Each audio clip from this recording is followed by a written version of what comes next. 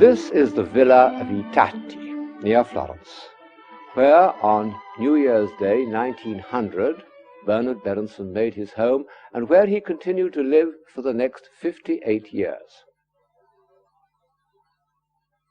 I lived here myself for some years, off and on, in the 20s, and then I came back here after the war, sometimes for a month at a time. It was a sort of second home to me. There are many more spectacular villas in Italy, but none that have played a greater part in the cultural life of Europe and the United States for over half a century. People from all over the world, clever people, stupid people, journalists, GIs in uniform, crackpots, philosophers, they all streamed in through this door and walked rather gingerly up a slippery marble corridor in order to have an audience, that's really the only way of putting it, with Mr. Berenson.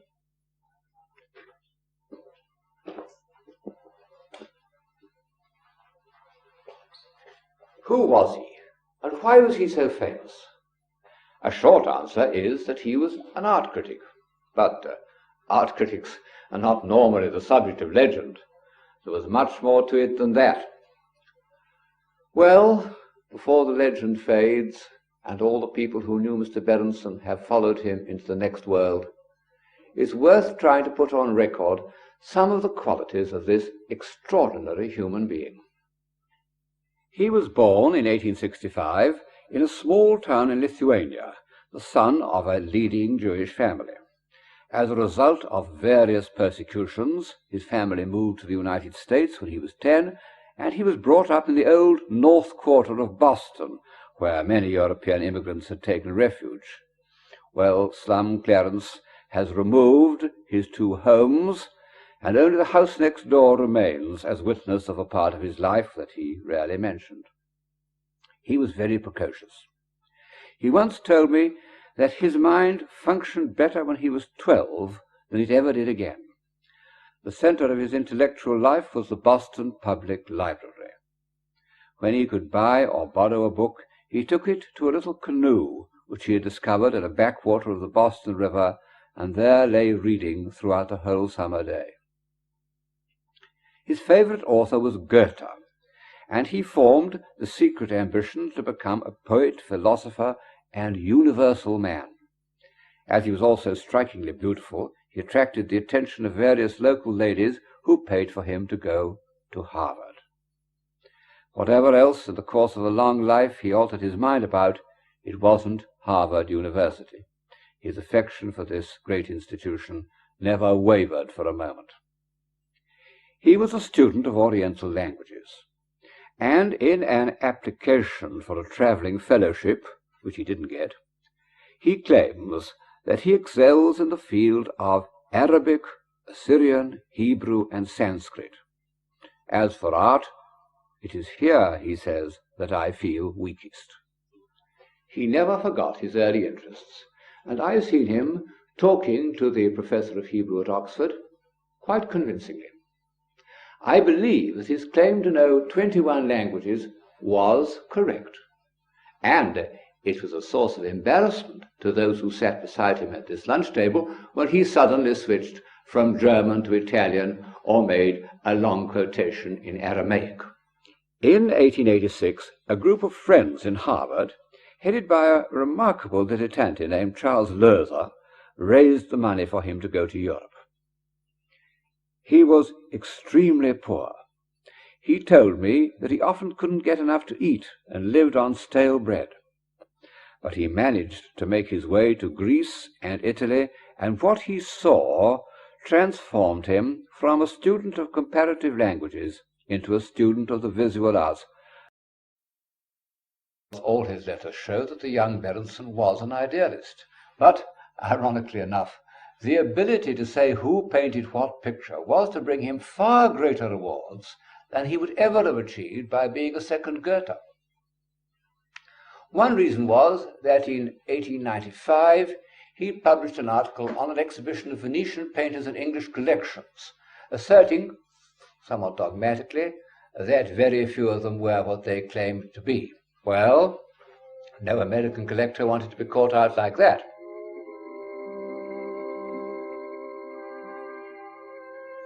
In the 1890s, rich Americans were just beginning to form those great collections of old masters that we now take for granted, but which in fact are relatively recent. And before they spent a lot of money on a picture, they naturally wanted to have some sort of guarantee that it was authentic. For various reasons, they came to believe that Mr. Berenson's judgments were infallibly correct, and they reached a point that they wouldn't buy an Italian picture without his certificate of authenticity. Another reason was that he'd formed a collection for a famous Boston hostess, Mrs. Gardner. All the works he bought for her are still in her house in Boston, which by the conditions of her will must be left absolutely unchanged, even down to the bunch of violets, or periwinkles, beside her favourite Giorgione. It represents perfectly the cultural ambitions of the 1890s, artificial, backward-looking, contemptible to the modern-minded, but I find it has great charm, and a feeling of its own time just as genuine as if it were Art Nouveau. And of course, it is full of winners. It was opened on the 1st of January 1903 to the astonishment of her friends and to the music of a favourite composer, Chausson. How did Mr. Berenson get these pictures? Well, of course, by being in the thick of the art-dealing world. He knew all the pictures that belonged to impoverished Italian aristocrats, and, what was even more important, that belonged to those not at all impoverished members of the English upper classes who preferred money to pictures. How far Mrs. Gardner's taste entered into it, I don't know. Mr. Berenson always said that it took a surgical operation to make her buy a good picture. But I think she must have had a genuine love of art.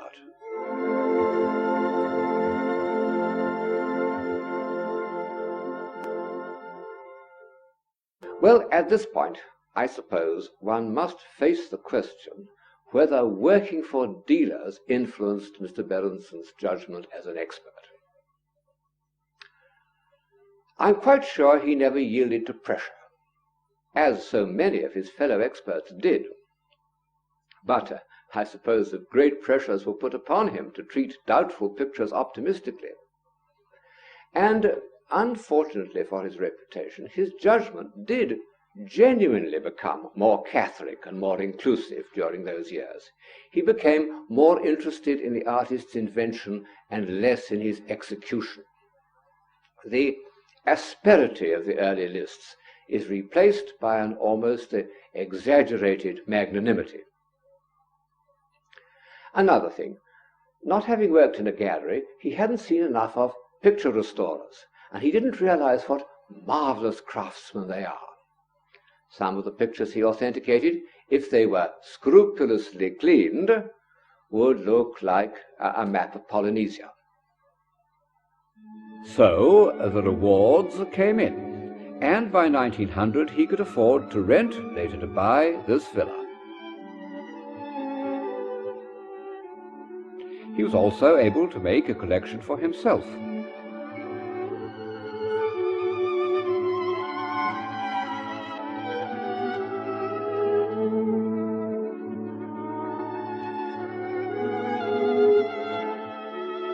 He bought a number of lovable, intimate pictures, and at least two very great ones. This Madonna and Child by Domenico Veneziano, which is surely one of the two most beautiful 15th century pictures in private possession. And downstairs, Sassetta's St. Francis. It's one of the greatest religious pictures of the Italian Renaissance. Indeed, I can't think of a more moving image of divine inspiration, even in the painting of the Far East. His brother-in-law, Logan Pearsall Smith, always said that he discovered it on a cart being taken to be broken up, made into a table. Sounds like a legend. But in fact, Sassetta was then completely forgotten, and he isn't even mentioned in the first edition of Berenson's Central Italian Painters. Later, Mr. Berenson wrote a beautiful essay about him, almost the only good thing he wrote during his middle years of money-making expertise.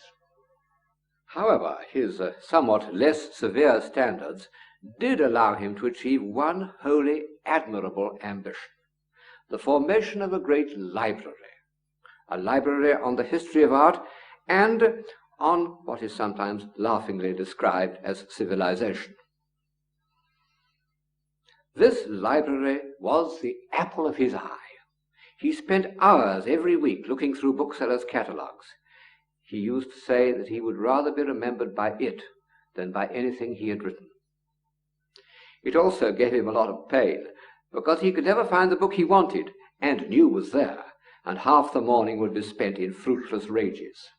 Then he would say that he had done far better work when he had only a few books and knew where every one of them was, which was true. Perhaps this is the right place to say something of Mrs. Berenson, because she was not only the target for a good many of these rages, there she is, but she was also responsible for the expansion of Itati. She'd taken a fancy to two young English architects called Geoffrey Scott and Cecil Pinsent, and she let them loose on the library and the garden. Mr. Berenson never liked all these grand volutes and formal staircases, and said that he much preferred a little path beside a stream at the bottom of the garden, out of reach of architectural ambition. Mrs. Berenson was a character almost as exceptional as her husband. Her mother was a religious teacher in Philadelphia, Quaker, and an ardent feminist. Her brother was the American writer Logan Pearsall Smith, and her sister married Bertrand Russell. Mary Berenson is said to have been a beauty, and Mr. Berenson fell in love with her at quite an early age. By the time I knew her, she was very large and unwieldy. Mr. Berenson was small and nimble, and the sight of them walking together in the hills always reminded me of a solicitous mahout directing the steps of an elephant. She had a good mind, and as long as Mr. Berenson stuck to connoisseurship, she was a real help to him.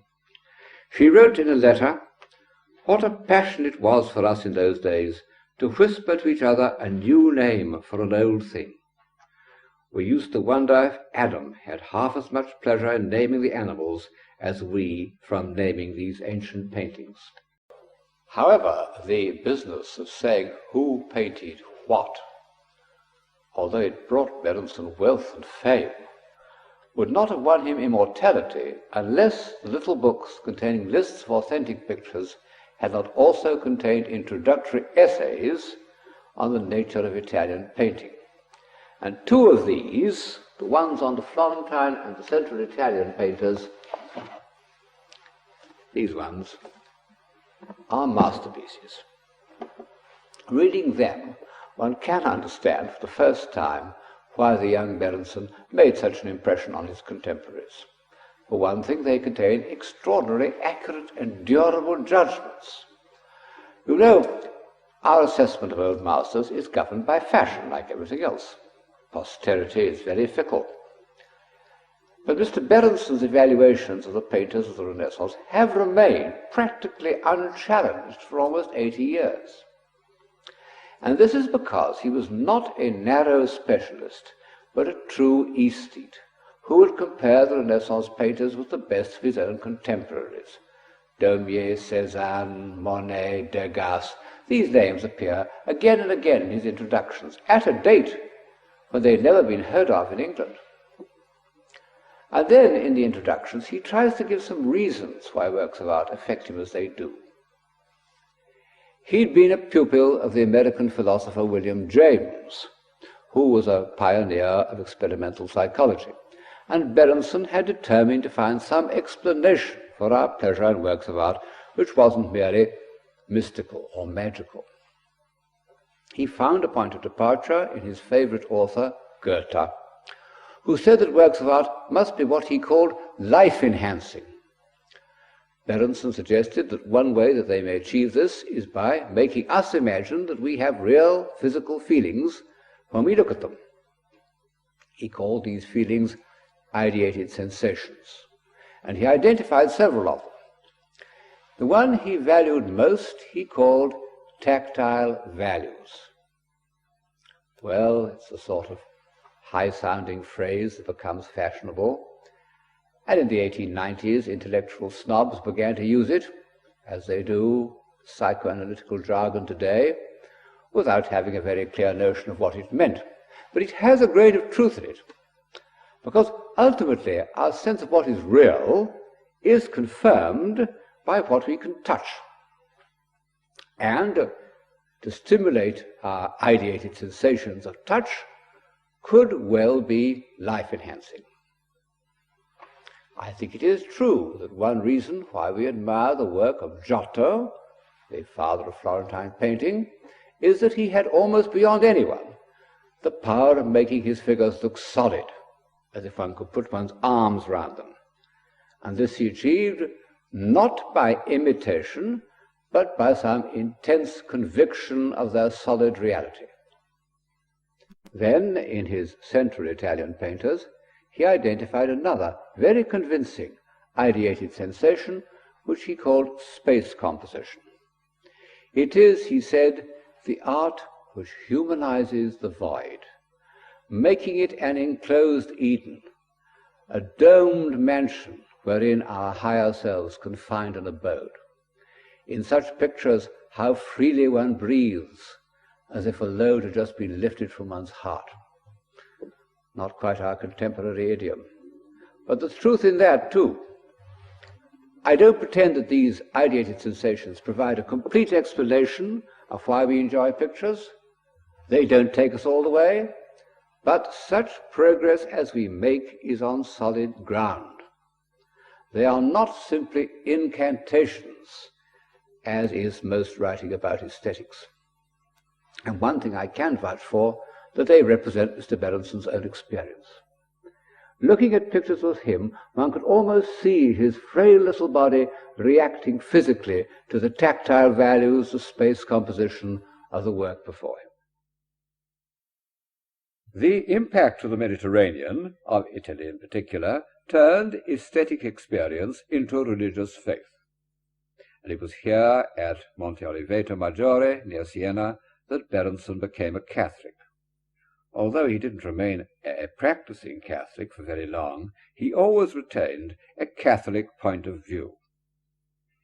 The next 30 years were given up to saying who painted what, and to acquiring the works of art which, to this day, hang or stand in almost exactly the places and spaces Mr. Berenson thought right for them. Even moving a small object by a couple of inches would cause him genuine distress. I sometimes moved one, partly out of mischief, partly because my sense of space was different, and as he passed he would move it back unconsciously with a trembling hand. Incidentally, you see how many of these works are Chinese. In the 90s, interest in Far Eastern art was confined to the Japanese. Mr. Berenson was one of the first collectors of early Chinese art, which shows that he was an aesthete and not just an expert.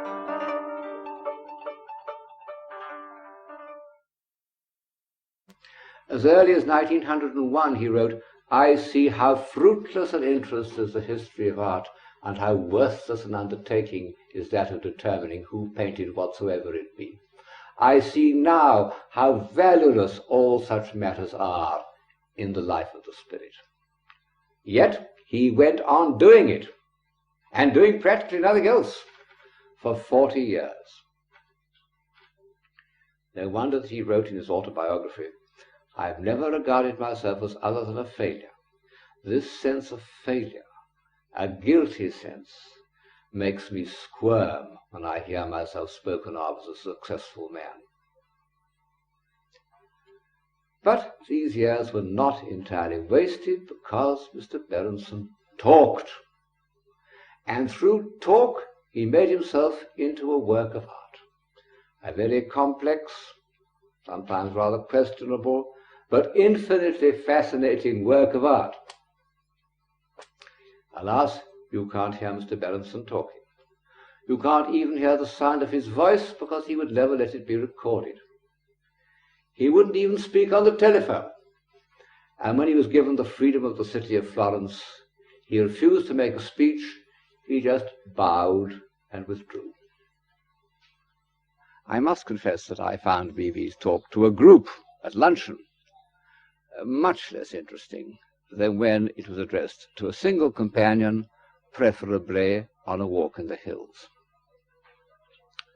Every day at about 4 o'clock he would take a car up to a point behind the villa and walk down and rejoin it. And he went on doing this up to the age of 90, 92 even, and he was as sure-footed as a mountain goat. How he loved those walks. They all had special names, the names of old friends who had introduced them to him, and he never tired of stopping at certain corners and rhapsodizing over the views.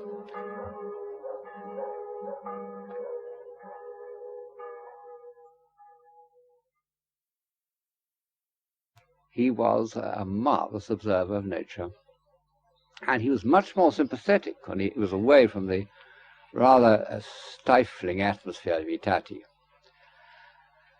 I think we'd all agree that in the 1920s, at the height of his prosperity, Beebe was a bit too grand. He often said that he wished only to be loved. He wrote in his autobiography, "I am baffled when the person or group I am with thwarts my impulse to embrace them in the radiance of my goodwill." Well, it may be true, but he went a funny way about it. As you remember, he never came down till all the guests were assembled, and then there'd be a sort of royal hush, and he would walk round, formally extending a small dry hand. It was a little like an 18th century court.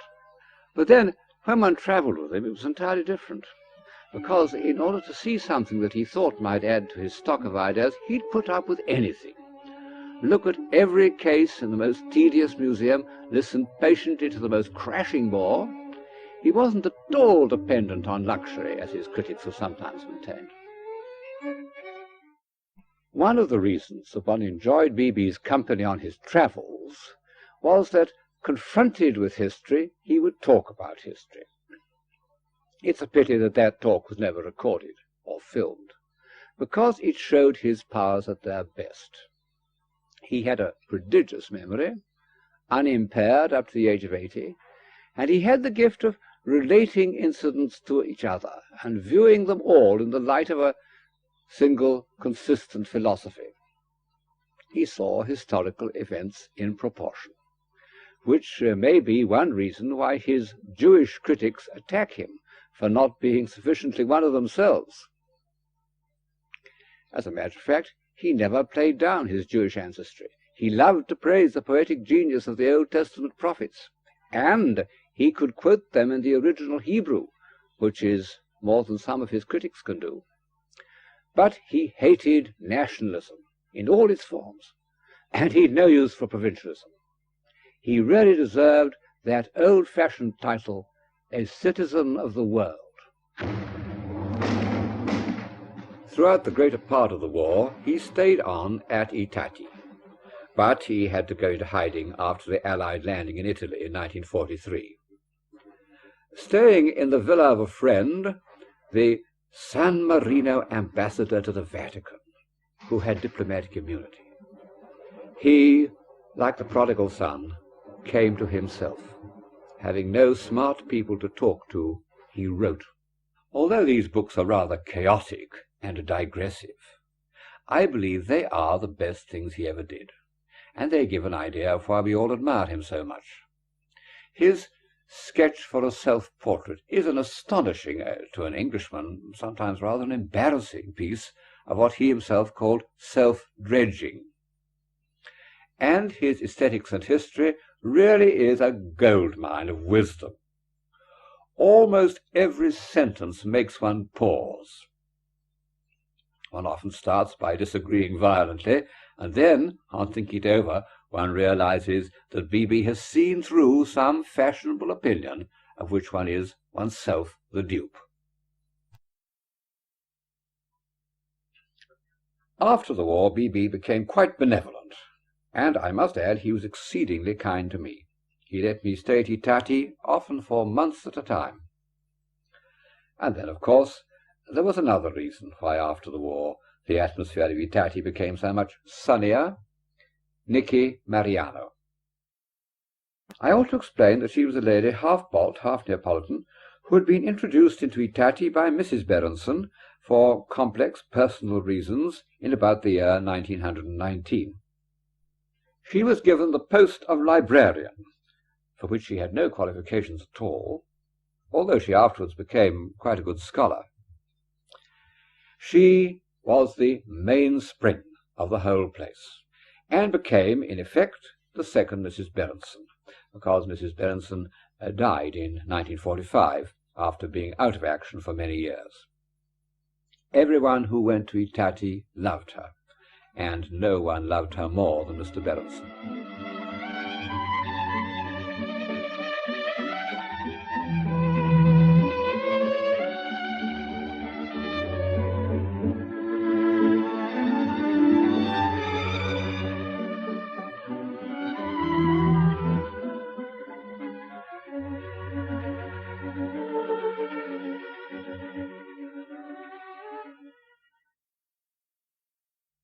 But this didn't prevent him from having innumerable flirtations with other ladies. Up to the age of 85, he seems to have been irresistible. He wrote about 10 love letters a day, between 6 and 8 in the morning. It's a depressing form of literature at the best of times. He had this curious faculty that when a beautiful woman came to see him at the Tati, Yes. if she only came once or Yes. twice, Yes. he would immediately start writing her passionate love letters. Yes, true. This happened to a great many of my friends, Yes, yes, it's true. and they were all astonished to find, because they all knew each other, Yes. they were all astonished to find these same love letters coming pouring in. Yes. Some of them came 2 or 3 times, and that perhaps was understandable. Yes. But one of them, no longer alive, alas, Vivian Lee, I think he only saw twice. Mm-hmm. And he went on writing to Vivian for years, you know. Could one say that B.B.'s fame passed through 4 phases? First, from 1890 to 1900, the brilliant young man, whose criticism, destructive and constructive, earned him fame and admiration. Second, from 1900 to 1930, the all-powerful expert and social lion. Third, from 1932 to 1940, a sort of retirement. Almost forgotten as a writer, much less in demand as an expert. And then, after the war, an extraordinary rebirth as a legend and a sage. In the 1930s, his Italian painters had sold only 7 copies in 4 years. But in 1952, a new edition immediately sold 60,000. And hundreds of pilgrims made their way to Itati, not just duchesses and art dealers, but all sorts, including, of course, a lot of old friends, like Yehudi Menuhin and Walter Lippmann, and, oftenest of all, Umberto Morra, the Italian writer whose liberal views had made him B.B.'s closest friend in the years of fascism. Itati had a character outside time, and this has been preserved because it now belongs to the University of Harvard, his old university, which, with extraordinary tact, has managed to keep its original atmosphere while adding the conveniences of a modern institution. I think that B.B. rather enjoyed his apotheosis.